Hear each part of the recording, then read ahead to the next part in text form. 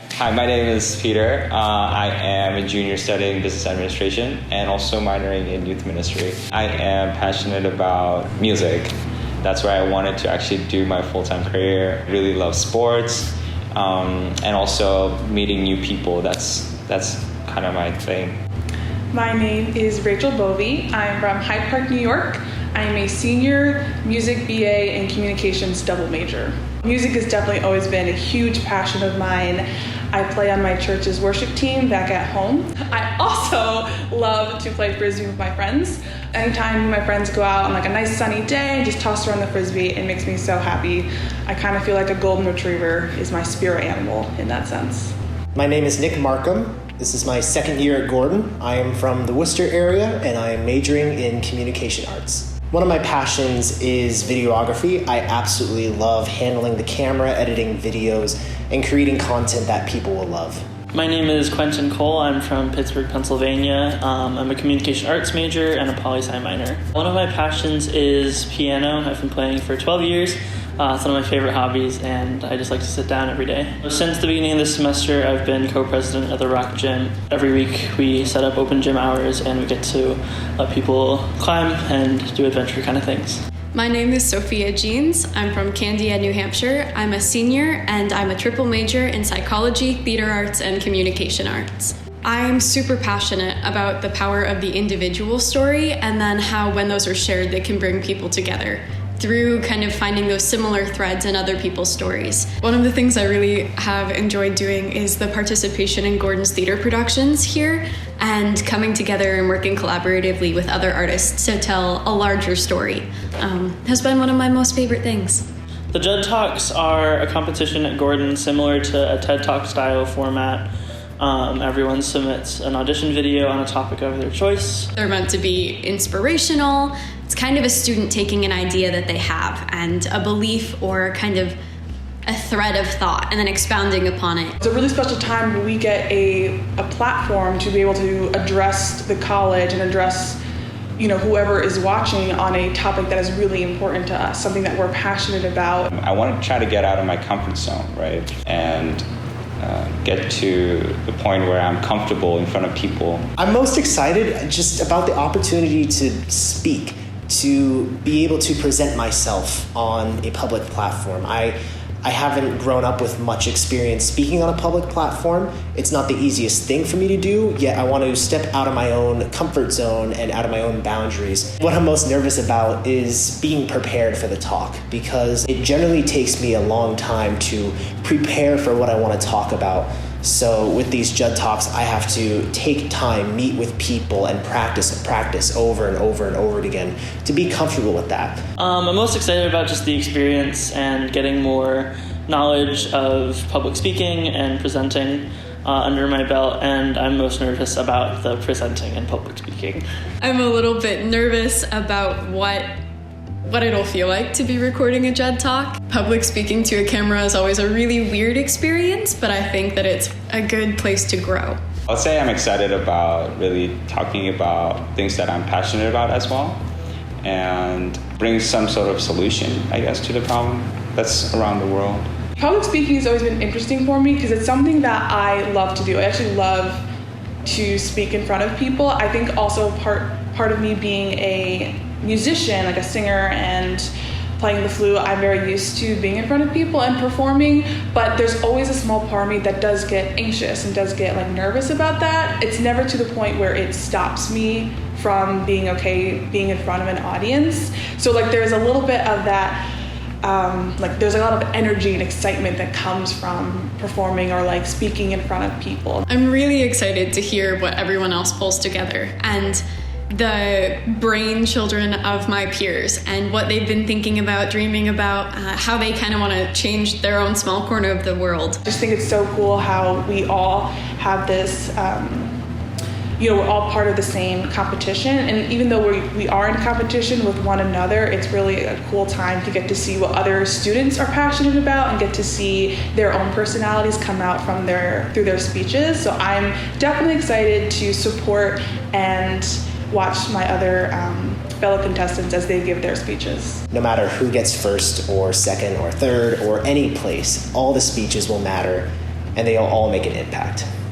I'm just excited to compete and see what happens. Enjoy, and please listen to what other people have to say as well. And yeah, see you guys soon.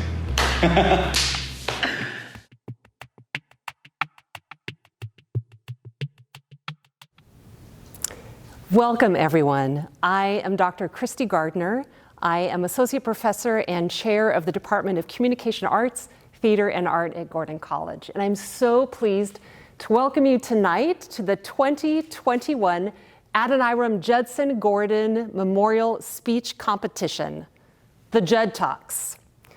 The JUD Talks are a TED-style speaking competition that is named after our founder, A.J. Gordon, and it is in his honor that we are speaking tonight.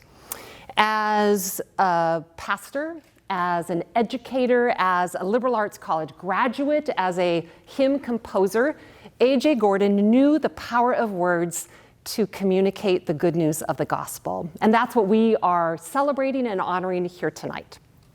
So tonight you will be hearing from 5 of our exceptional student speakers. All of them have had to audition to be here tonight for our finals. Myself and my communication arts colleague, Dr. Rachel Yu, and I were both adjudicating those first rounds. We'll be hearing from Dr. Yu later on in our program tonight.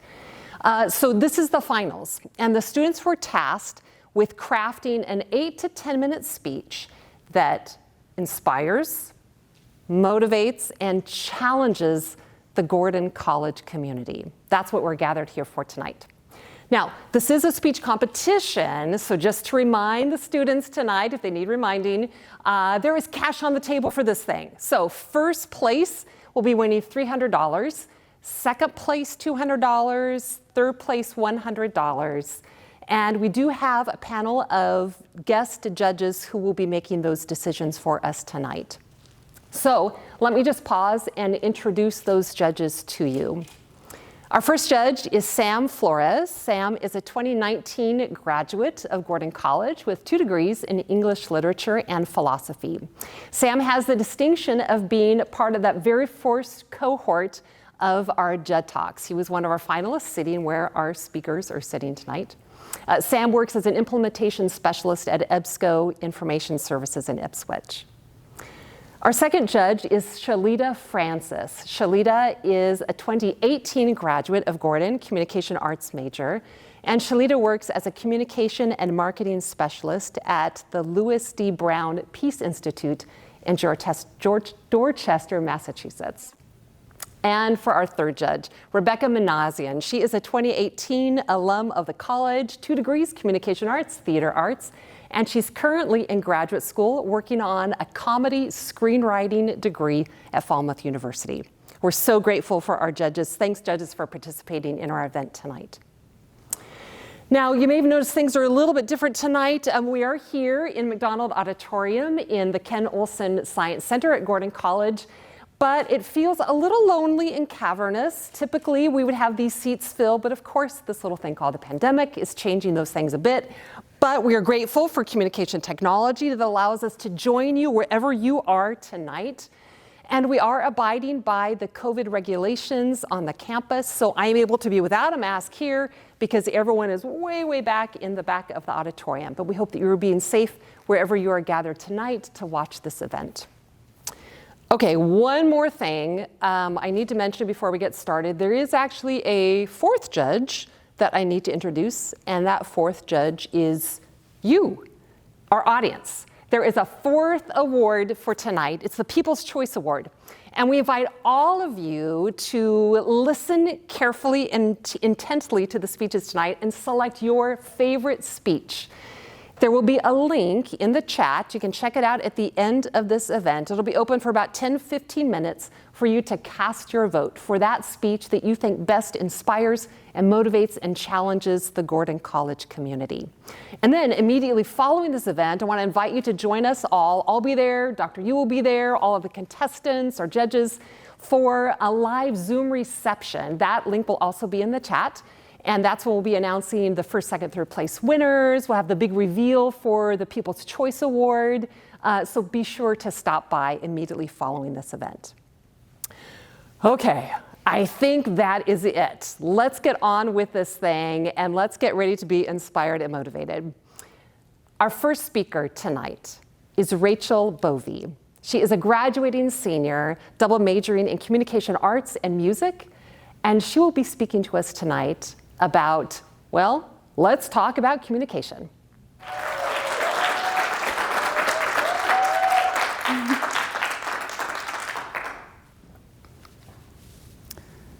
My aunt works in the public school district, and she has a teacher friend who was giving a lecture to a bunch of students. And during the lecture, the topic of karma came up. Now, these students were quite young and didn't really understand what karma was. So the teacher went on to explain to them and gave a very lengthy definition of karma. And after she was done, she asked the students if they understood. One of the students raised his hand and said, "Yes, I hate karma, especially when it gets stuck in your teeth." So he thought karma was caramel. That's a funny example of miscommunication. Now, miscommunication happens all the time because communication happens every day. It's something that we do from birth. Babies cry to signal that something's wrong. But communication can come in many different forms. Language, but it's really any way that we receive or send messages. So it can be nonverbal, it could be expressive, artistic, through the arts or through media. But just because we are born with the gift of communication does not mean that we always steward it well. I think the story I told in the beginning was a humorous example of miscommunication, but I'm sure we have all seen ways in which miscommunication or misuse of communication can be very harmful. So I am a communications major. So communications is very vital to my future and my career, but I am also a human. And I realize that my own communication skills are lacking at times. So I invite you tonight to join me on a journey to become a better, more effective communicator. So during my speech, we are going to look at 3 different areas that are critical to effectively communicating. We're going to look at active listening, intentionality, and humility. So let's dive right in. All right, active listening. I will be the first to admit that this is an area that I struggle with. Talking, never been a problem. I love to talk and get a conversation going with anyone. Listening, on the other hand, well, let's just say I fall into the category of what we like to call cooperative overlap. That is just a very friendly way of saying I interrupt people when they're talking to me. I also think of my response when someone is in the middle of speaking, and so that isn't really a good active listening trait. The Gift of Life Institute has a quote that says, "Active listening is a conscious effort that demands empathy, effort, attention, and lots of practice." And that's very true. It is a skill that we need to develop. So I have a couple tips for becoming a better listener. Number 1, you want to face the speaker. Like I said earlier, our bodies communicate a lot when we are talking. So it's important to face the speaker and make eye contact with them to show that you're listening. You also want to be attentive, but be relaxed. You want to concentrate on what they're saying. Now, if you struggle with concentration, you could try either repeating the words after they say them in your head, or even try painting a mental picture. And then last, you want to pause before responding. Now that's really hard because it requires patience. But active listening is so important because we as human beings are storytellers. But that also means that we need to listen to the stories that are being told. It is how we engage and learn from the people around us, and it's how we show that what they have to say matters. All right, so next we're going to look at intentionality. Now, have you thought about that? About how to be intentional with your communication skills? My father has this quote that he says, "There are 3 things in life that you can't get back. An arrow when it's been shot from a bow, time after it's gone by, and a word after it's been spoken." Now raise your hand if you've ever said something and then immediately regretted it after you've said it. It's the worst feeling. You're like, no. You like try to get those words back, but you can't because they're out there and they're gone.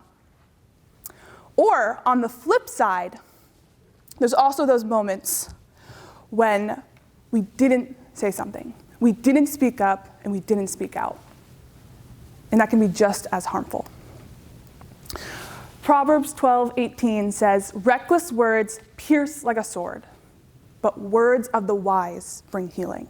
That is so powerful. Words of the wise bring healing. Our communication can either be destructive or it can bring healing. What does your communication do?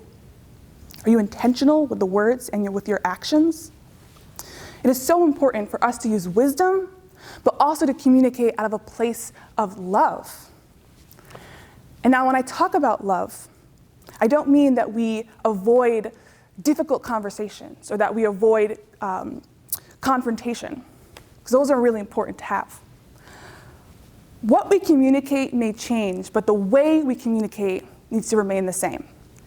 We must communicate with intentionality, use wisdom and love.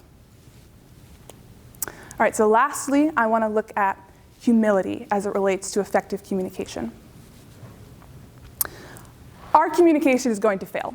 The story I told in the beginning is a funny story of miscommunication, but I think we can all agree that there are very harmful ways that miscommunication or misuse of communication plays out. My communication is going to fail. Yours will. We see it on the media every day.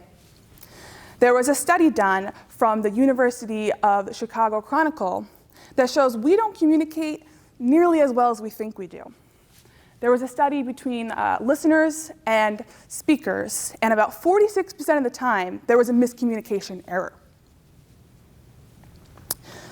It is so important for us to apply grace and forgiveness to ourselves and to others when our communication fails, because we're human and it's going to fail. Quentin Schultz, a communication scholar, has this quote where he says, "Our best communication flows from grateful hearts. The more we open our hearts to receive God's blessings, the more fully we can become servant communicators."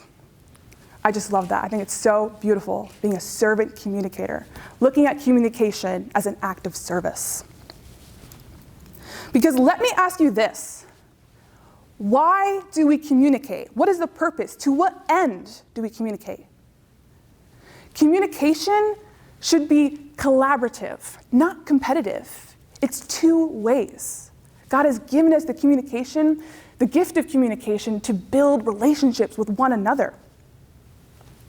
So today in my speech, we talked about active listening, intentionality, and humility as it relates to communication. And those are not easy to do at all. I'll be the first to admit that. And at times, it can seem hopeless. But I want to encourage you that it is not hopeless. I'll leave you with this. The Lord, master of communications, literally spoke the universe into existence. He said, "Let there be light." And then later on, with both his actions and his words, communicated something even more powerful when he said, "It is finished." And God has given us that same gift of communication to steward well. Now we have the responsibility and the accountability to be good stewards of our communication.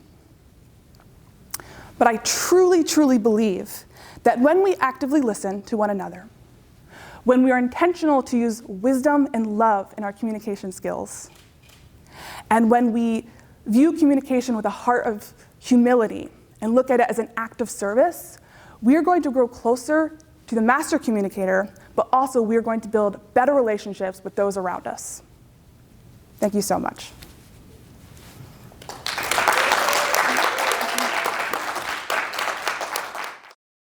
Hi, my name is Rachel Yu. I'm an assistant professor in communication arts at Gordon. Now, I'm going to introduce you to a second speaker.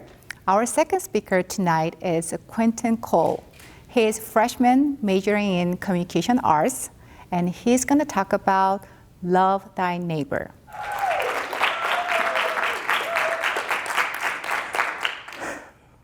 On May 30th, 2020, I made the decision to post on Instagram that I was gay. Within seconds, everyone in my youth group, in my school, and my friends and my family knew this secret that I had been keeping for over 18 years. A secret that I had been keeping for so long that it felt so freeing to finally release. That evening, I received an overwhelming amount of love and support from people in the community. Comments saying things like, "I'm proud of you," and "much love." And I went to bed that night feeling really accepted. The next morning, I woke up to a different reality. I woke up to some emails and texts, and my parents woke up to some emails and texts from families in the community that seemed to disagree. They said things like, "He needs to change. He needs to go back on what he did. He needs to go back on what he said and change the choice that he made to be gay." And some went as far to say that I was going to hell. Now, the conversation of love in today's society primarily centers around the LGBTQ community, and this conversation of loving who we want to love. This conversation, particularly around the LGBTQ community, is something that is heavily avoided by the church. It's avoided because the church instantly jumps to this debate of whether or not being gay is a sin, this theological conversation. This talk is not meant to be that debate. This talk is meant to be a kickstart for a much larger conversation, which is a conversation on loving people that we have differences with. So why is this important? According to the Trevor Project, which is an organization that seeks to reduce suicide in LGBTQ youth are 3 times as likely to contemplate suicide as heterosexual youth, and 5 times as likely to attempt suicide as heterosexual youth. As you can see from the chart, LGBTQ youth are twice as likely to attempt suicide when they are raised in a household that they heard religion used to speak negatively of the LGBTQ community. These statistics are shocking, and they show that in these situations where there is a lack of love, it's a matter of life or death. I am a gay Christian. I identify as a member of the LGBTQ community, but first and foremost, I identify as a child of God. I place my faith and my salvation in Him. And as I said when I came out, I received an overwhelming amount of love and support. People said, "I'm here for you. You're so strong, and you have all of my support." But the next morning, as I said, some people seemed to disagree. Some people thought that this choice that I had made to be gay was something that they could change, and something that they thought should change. And some people told me that I was going to hell, and some people told my best friends that I was going to hell.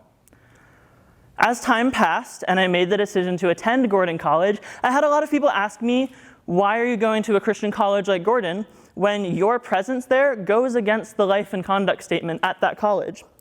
And I always told them this, that Gordon is a Christian college, and because of that, I can see myself growing there, growing in my faith, growing in my relationship with God, and growing in a relationship with His people, other Christians.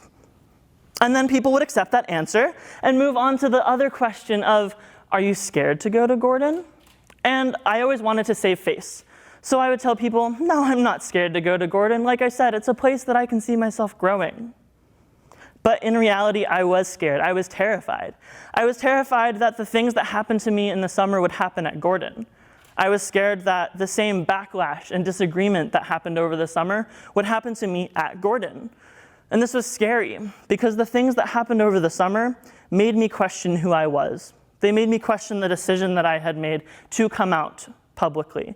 They made me question whether or not I could truly live as I wanted to live.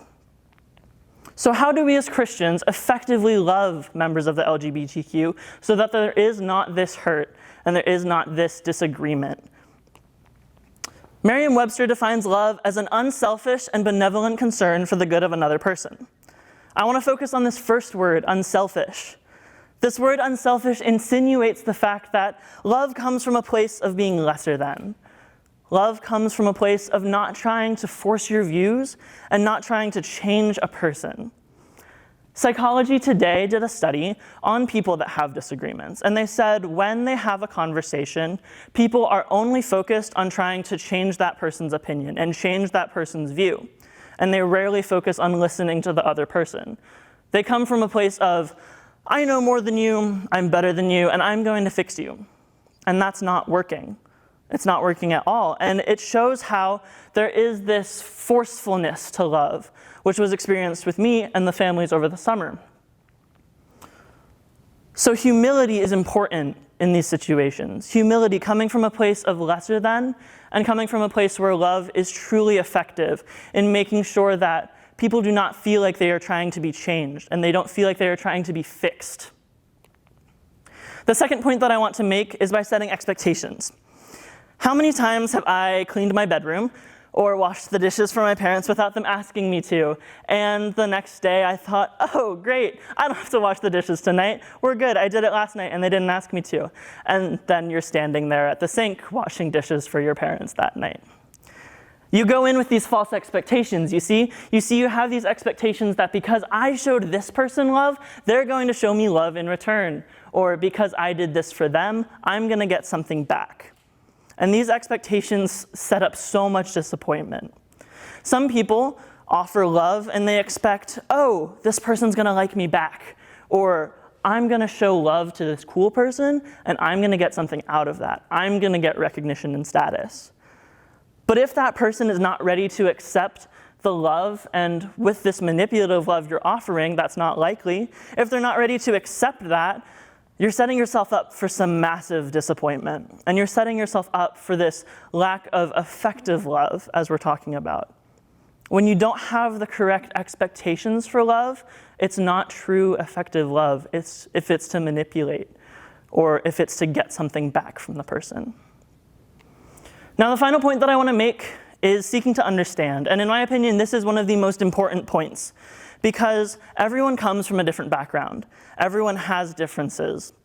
And a lot of people don't look at those differences when talking to someone that they have differences with. It's ironic. When we're talking to people, we sometimes assume that they were raised in a similar way that we were. We sometimes assume that we grew up in the same type of household, or we assume that we were both raised in a Christian household or in the same wealth class. But that's not true. Everyone has a different history, and no one person is the same. We are all unique. We are all individual children of God. And so a lot of people will go into conversations of love not assuming these things. Between me and the families over the summer, there was a lot of false understanding that because their kids went to the same school as I went to, and because our parents went to similar types of churches, that I was similar to their kids and that I must be broken because I was different from them. And they didn't seek that understanding. We all have these differences and they have to be acknowledged, particularly when talking about the LGBTQ community. The LGBTQ community, I can speak from experience, grows up living constantly set apart from their peers. Particularly as a gay man, living as a Christian, I've lived a whole life feeling set apart from other guys, from other people at my school, hearing these conversations and never really feeling like I fit, or never feeling like these conversations I was hearing at youth group applied to me because I was so different. And when people don't seek to understand where you're coming from and understand your history, effective love can't be communicated because you don't understand who you're trying to love. You don't understand where the person is coming from and why they might not be able to receive the love that you're offering, or why it's hard for them to receive that love. Love is patient, love is kind, it does not envy and it does not boast, it is not proud, it does not dishonor others, and it is not self-seeking. Effective love is a process. It takes time, it takes effort, it takes a lot of energy and patience. But effective love, when truly communicated using these things, these tools of humility, these tools of expectations and understanding, effective love can work miracles. Effective love can change relationships between people, can change the relationship between people you have differences with. Now, I've been talking tonight about differences between the church and the LGBTQ community, but these differences might not be just that. These differences could be a difference in race, as we've seen the past summer with the Black Lives Matter movement and the spring with the Stop Asian Hate movement. This could be a difference in religion. It could be loving your atheist friend or loving your Muslim friend, someone you still have these differences with. But I believe that these three tools can still be applied to those situations, these tools of humility, expectations, and understanding, because everyone has differences and we all come from different backgrounds. But when effective love is applied, effective love can change someone's life. Thank you.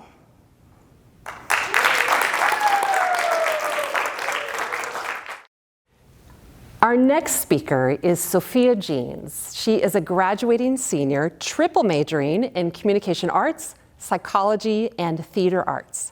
And she'll be speaking to us tonight about embracing the unknown.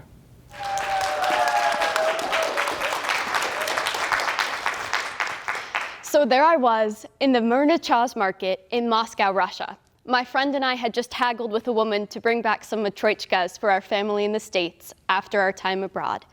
And as we turned to leave the stalls, a man wearing a large cowboy hat came walking towards us. He threw out his hand and in a thick European accent called, "Hello, I would like to get to know more about you, your country, and where you're from."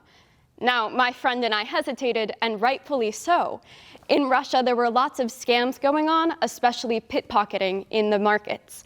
After evaluating the situation and finding no danger at all, we called him over and began to speak with him.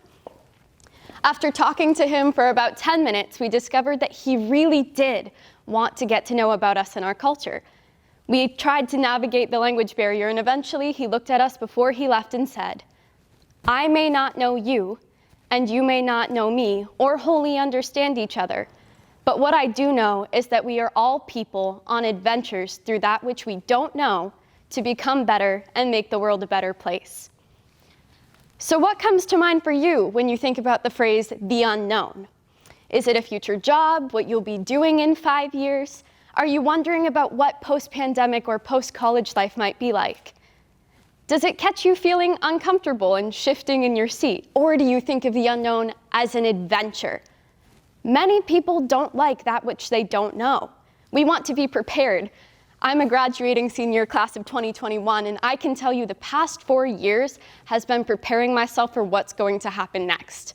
We do this through going to classes, applying for internships, taking jobs, building relationships.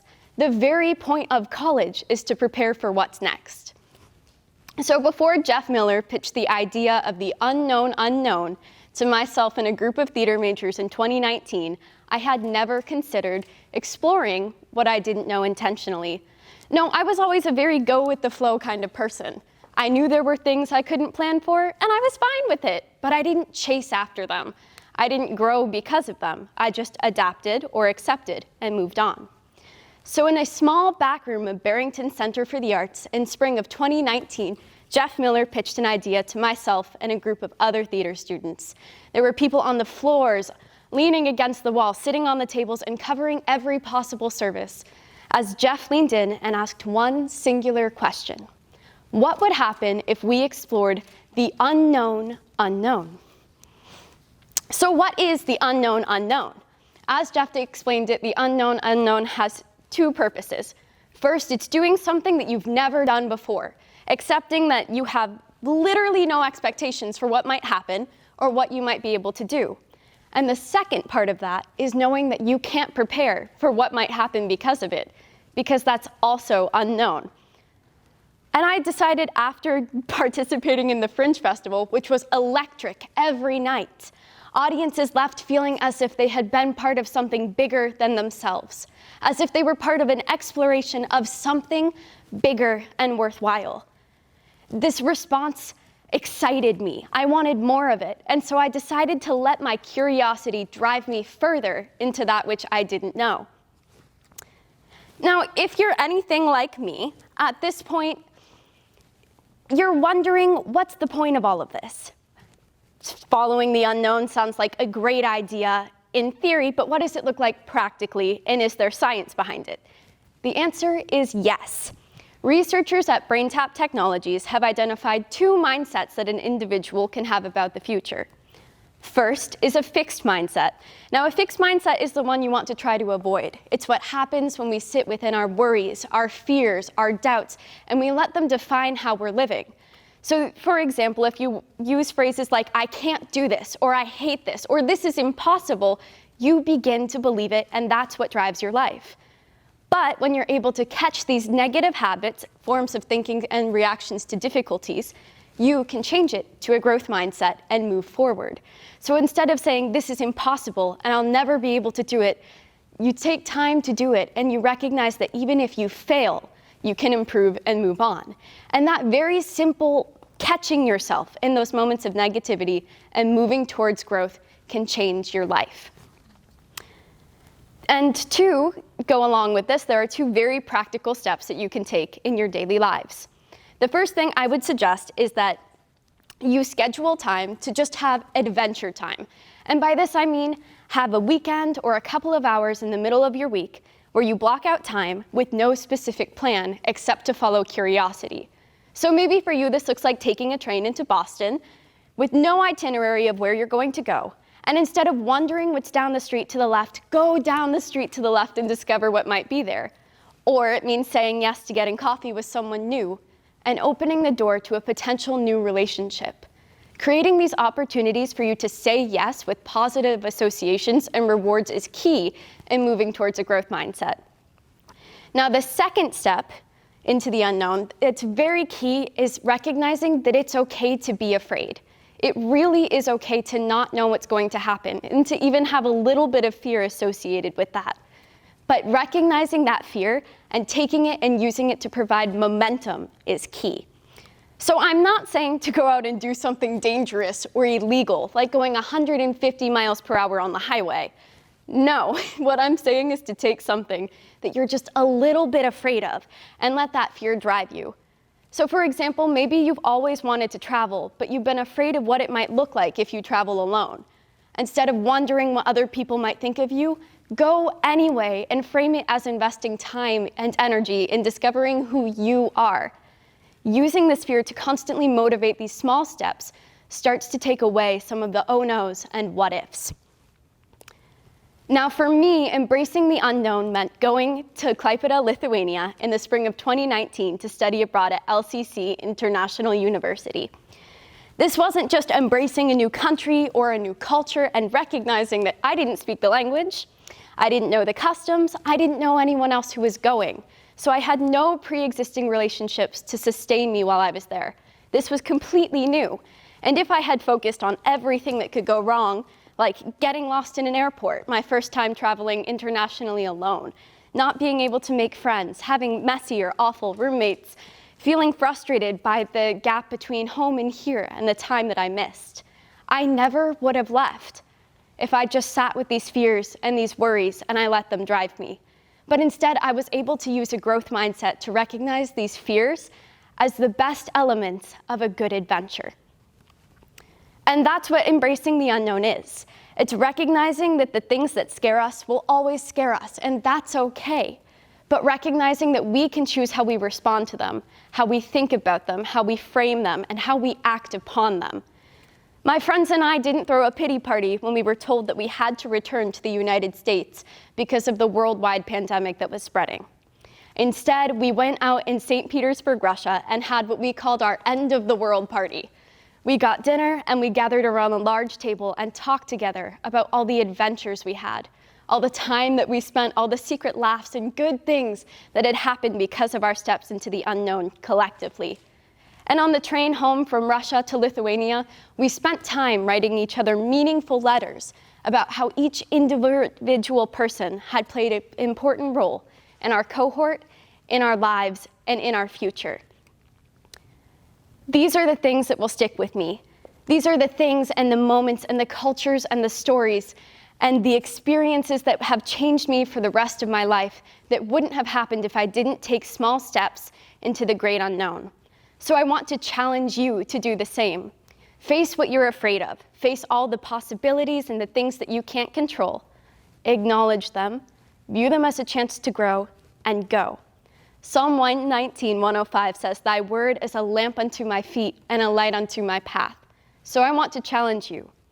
Go afraid, go joyful, go into the unknown. Thank you.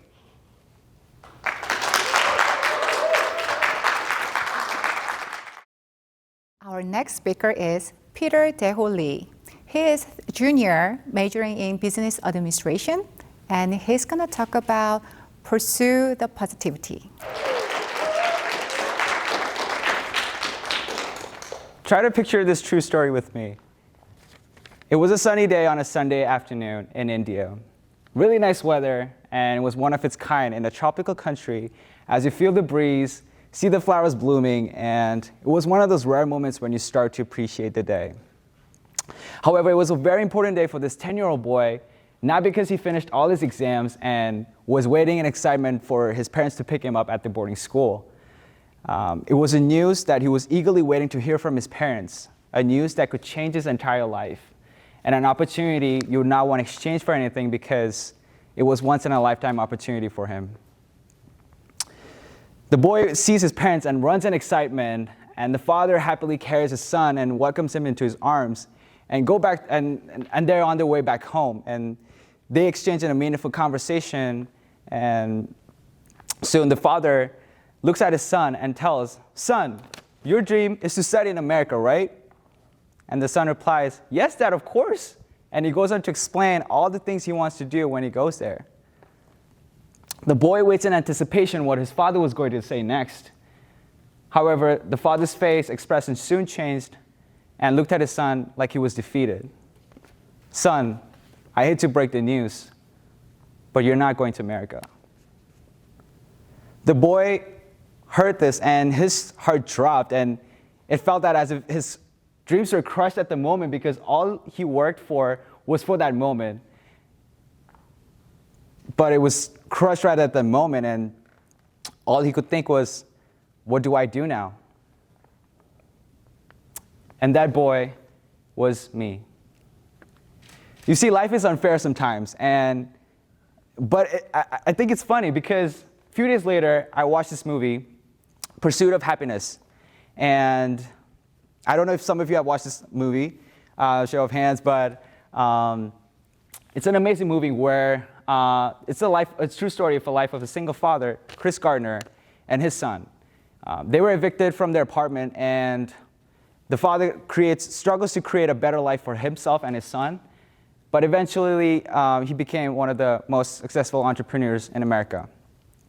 Now, at the time, I really didn't understand what the movie was really about, but I've come to understand that this movie had really changed my perspective in the way how I saw things. So today, I want to change my title and talk about the pursuit of positivity. Here's one example that I wanted to all participate. So I want you all to look at this picture right here and think and observe what you see on this picture. What would you see and how would you describe it? Now, in a classroom full of students, it was a test day, and the teacher hands them over this sheet of paper and tells them not to turn the page until further instructions were given. The students was waiting in anticipation, what was it about, and the test began. And to their surprise, when they turned the page, it was a blank sheet of paper with just a dark spot in the middle. They were confused and startled, and they started to look at the teacher, and in utter confusion, the teacher looks at them and tells them, "I wanted to write a few lines about what you see on the paper." After all the answers were written, the teacher reads all of the answers aloud in the class. Everyone had wrote about the characteristics about this dark spot. And the teacher tells them, "All of you wrote about the dark spot, but none of you wrote about the white part of the paper." You see, similar things happen in our lives too.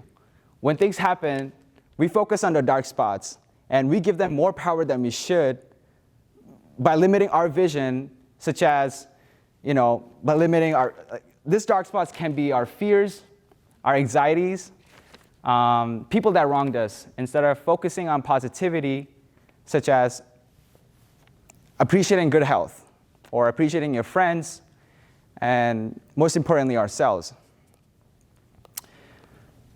So what has been the most devastating thing that happened recently to all of us? COVID, right?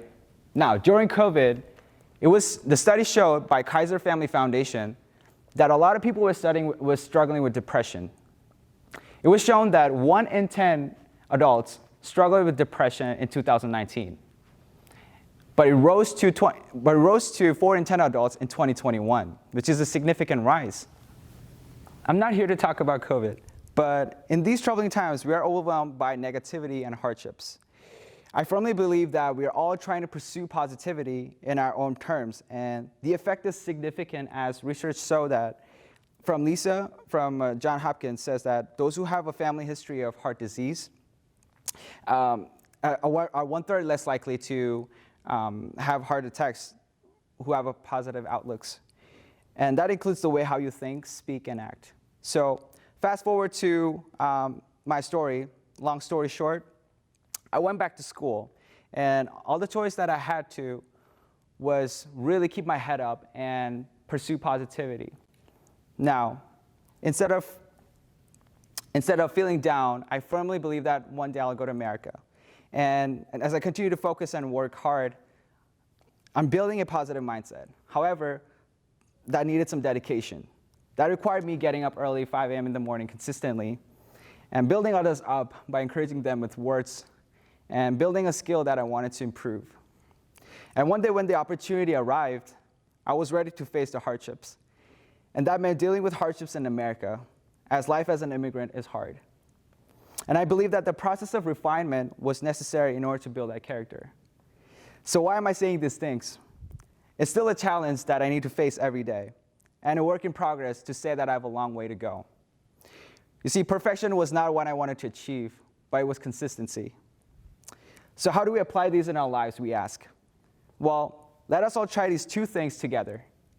I know we are all a big fan of 3-point slides and techniques, but I'm here to break that rule and make it 2. So the first one is compliment. Compliment others whenever you can. Yes, it's a risk for some, but it is a risk changing the world for the better. The second one is do a random act of kindness. You see, build others up. Leave a note or send a text message to your friends saying that you did a good job or how much you appreciate them. You'll see a change in your life. You'll see a change in your life because you never know what they're going through. And at the same time, you never know that your act of kindness has a tremendous effect on their lives.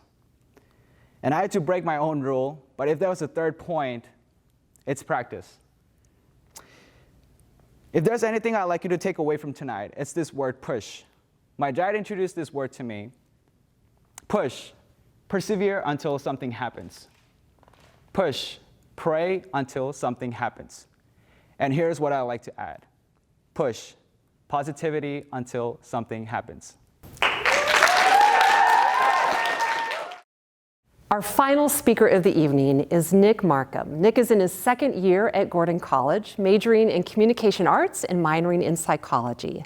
And tonight he'll be speaking about calculating route, finding peace when you don't know your life destination. Congratulations, you have arrived. You've successfully entered gordon.edu/JUD Talks onto your screen. That's such an accomplishment, I know. Don't you wish life were just that easy? Don't you wish life was just that straightforward? You know, it's one thing to say that you've arrived at Gordon College as a student, but it's another thing entirely to say that you've landed the perfect dream job and that you're perfectly satisfied and content with it. Most of my life, I've been leading towards a pinpoint up until recently. You see, growing up, I thought I would be a videographer. That's what I thought my destiny would be. I love doing videography. It's my absolute passion. However, now I really don't know what my future is going to hold after college. But I'm okay with that. So we ought to be asking ourselves the question, where should I end up in my career, right? No. That is a terrible question to ask. It is horribly phrased. So instead, let's try asking a different question. Is it okay? I don't know where my destination is. Yes, it is okay. I don't know where my destination is. So let's take a journey together. Let's take some detours and let's make our internal GPS system mad. Hence the title of my talk, Calculating Route, Finding Peace When You Don't Know Your Life Destination. In the next 6 to 7 minutes, I'm going to talk about a mindset we've all succumbed to, how faith plays a role in all this, and what to look for instead of just your destination. So let's look at this question again. Where should I end up in my career? Why is this such a bad question to ask? Well, what this question is really saying is I need to know where to end up in my career. This is what we've all been subconsciously saying in our minds since the start. Put it this way, for example. You know how everyone uses the word like in their vocabulary in ways that you're not really supposed to? No one taught you how to do that. You grew up that way and you've been exposed to it, and therefore it's become a part of your everyday vocabulary.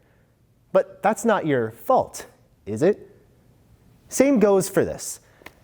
You need to know where you end up in your career. It's not your fault you've been exposed to that in that way. You've most likely been asked on more than one occasion, what do you want to be when you grow up? What do you want to do with your major? What are you going to do with your job? Now, of course, this isn't to say that you shouldn't have obtainable, sustainable, achievable, measurable life goals, because goals are important. In fact, without goals, we wouldn't get off the ground that easily. But this is still such a bad question to ask because it assumes that we need to have absolute control of our lives and we need to know completely what our life vision is. And when we try to take control of our lives in this way, it can end up to our roads being a little slippery. No one wants to try to reach their destination on time when there's car crashes and you gotta take detours and the roads are all wet. It's no fun. Now, another factor about this question that is problematic for me and for many is this one particular word in the question, should. Where should I end up in my career? What should I be doing with my life? What does God want me to do? Now, just a disclaimer here, I'm no theologian. I'm not even minoring in theology. I am taking Christian Theo with Dr. Hughes, and that's great. But I am not one to tell you what God's will for your life is. That's not my place. However, I'm going to draw from what I think is a particularly helpful resource. It comes from a Gordon Stillpoint feature article from the spring of 2019 titled Vocation, Finding Our Place in God's Story by Jennifer Brink, Sharon Ketchum, and Corey McMillan. Now, vocation in this context can be equated to, let's say, your calling. So the question we're all asking ourselves is, how do we discern our vocation? Well, the Hebrew word avodah emphasizes the inseparability of our work, our worship, and our service. By understanding ourselves and understanding our vocation, we do that by knowing God and seeing how our story plays in the role of the entire biblical narrative. And this plays out by us being able to see God in two different perspectives. The first of which is seeing God as creator and participating in his creative work. Examples of these would be tending a garden, playing music, or even raising children. The second perspective to see God is to see him as redeemer and participating in his redemptive work. And examples of these would be embodying God's love, embracing the stranger, and in general, caring for one another. Now, how do we know what God wants us to do? Well, this happens through faithfulness and community. By taking time to discern what God wants us to do, we look in faith to him and we find our calling in community. So, as the theologian Todd Boldsinger puts it, vocation is formed and not found. So instead of ourselves asking the question on the daily, what is God's calling for my life? Perhaps we can rephrase it like this. What is God doing and how might I participate with others? By reframing the question in this way, we take the focus off of ourselves and instead we put the focus into God. We put our faith and our vision into God and see God as creator and redeemer over our lives. So what can we do with this? Well, perhaps instead of focusing so much on our life destination, perhaps instead we can focus on our life direction. Back in biblical times, in the darkness of the night, people would use lanterns in order to get around, as that was the only viable light source. Usually during night, people would either carry lanterns, or if their hands were full, they would strap lanterns or little lamps onto their feet so they could walk around while carrying a handful but still see where their steps are taken. In places such as Ephesus, there were little holes carved out into the ground that lanterns would place in to serve as a guide as you're walking through the night, similar to how aisles in a movie theater are illuminated so you can see where you're going. Hence Psalm 119, 105, which says, "Your word is a lamp to my feet and a light to my path." The lights in our life can guide us in the right direction even if we can't see the destination. Imagine if we lived out our life like this in the fullest of this mindset. If you've been on La Vida before, you know exactly what I'm talking about. You know what their saying is, be here now. Why be so focused on the future worries when you can be so present with your current community? Why be so focused on what your dream job should be when you can be taking advantage of the opportunities around you right now? As we travel the roads of life and you have to take detours, when you take a detour, don't you become much more keenly aware of your surroundings? Isn't it true that you may notice a new pond or business you've never seen before? If you're so focused on getting to your destination and don't even take a second to look around you, you're going to miss out on so many opportunities that may come your way. So let's look back at the first question once more. Where should I end up in my career? Frankly, I don't ask myself this question anymore. And instead, I ask myself this. What can I do next? By reframing this question in this way, I don't have to be worrying so much about the unknowns of what my future beholds and worrying about that every single moment of my life. Instead, I can just take a lantern, strap a lamp to my feet, take one step at a time, and see if I'm going the right direction, follow the lights, and root my faith in God as creator and redeemer. Of course, we all grow and change, and our mindsets ought to as well. So I would encourage you, examine, reflect, and even reframe some of the mindsets that you have in your own minds. And some practical ways you can do this for starters are to find out how you're doing right now. Write down some work goals and life goals that you have, and observe what motivates you and drains you while you're working. These are just a few practical tips, but if you want to learn more, I highly encourage you to read Designing Your Life by Bill Burnett and Dave Evans, as well as Every Good Endeavor by Timothy Keller. These two books have been very influential in the formation of my own mindsets and in the formation of this presentation. And they have such great practical steps for understanding how to connect your life discernment with what you want to do and how to connect faith with that too. I'll conclude with this, a principle and a quote from Designing Your Life. You are here. It doesn't matter where you come from, where you think you are going, what job or career you have had or you think you should have. You are not too late and you're not too early. Somewhere, in some area of your life, you are stuck. You have a wicked problem. And that's a wonderful and exciting place to start. Thank you. What a beautiful speech. Thank you very much, all of the contestants tonight. I want to say special thanks to Ryan Canister, our manager of Barrington Center for the Arts, and Nick Markham and Alexis Morale for marketing, and CTS staff members who make this event possible and wonderful. So I want to thank to everybody. Also, I want to thanks to you for being with us. So what was your favorite speech tonight? What was most inspiring? So please go to the link in the chat room and vote for the People's Choice Award. So simply just click the link and vote your favorite speech. And also, in a minute, there will be a live Zoom reception. So during the reception, we're going to announce the winner of the tonight, and also we're going to have some time to talk with the contestants tonight. So I hope to see you all soon.